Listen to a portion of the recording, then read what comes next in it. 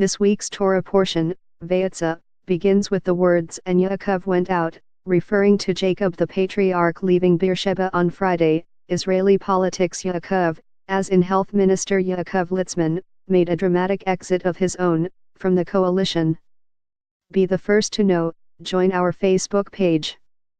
Function, D, S, ID, var JS, FJS equal D get elements tag name, S, 0, if, D get element bid, ID, return, JS equal D createlment, S, JS.ID equal ID, JSSRC equal / connect facebook.net/n_us/all JS number XFBML equal 1 and app ID equal 1634148068997, FJS parent node insert before, JS, FJS, document, script, Facebook JS SDK. Technically, Litzman hasn't resigned yet, he will do so on Sunday if there are rail repairs done by Jewish workers on Shabbat. But, as such work is planned, his resignation seemed like a foregone conclusion before Shabbat began Friday evening. There are a lot of political questions that remain about the situation. Litzman is often referred to as the leader of United Torah Judaism, the Ashkenazi Haredi faction in the Knesset. However, UTJ is made up of several blocks of different Hasidic groups and the non-Hasidic Lithuanian group, each of which has a different rabbi at its helm. Reportedly, only the Grand Rabbi of the Gur Hasidic group, of which Litzman is a member, pushed for a resignation over the issue of Shabbat, because ministers share collective responsibility for government decisions. That means Litzman would be partly responsible for violations of the Sabbath. Still, it's doubtful that, once Litzman made a public sacrifice on the altar of Shabbat, other Haredi groups will not make a stand in their own way at the moment.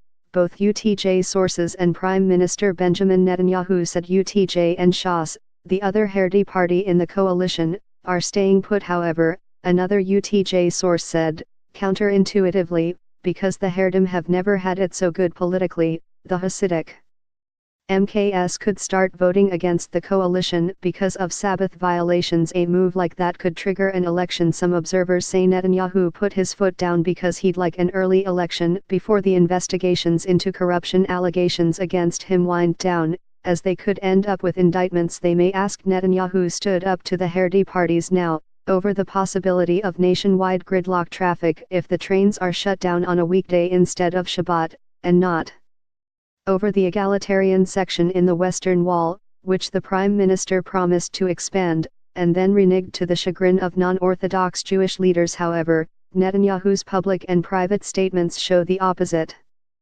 For the past few days, the Prime Minister has spent many hours frantically trying to find a solution to the train problem. Less than an hour before the Sabbath on Friday, Netanyahu released a statement practically pleading with Litzman to stay, saying how much he values the minister.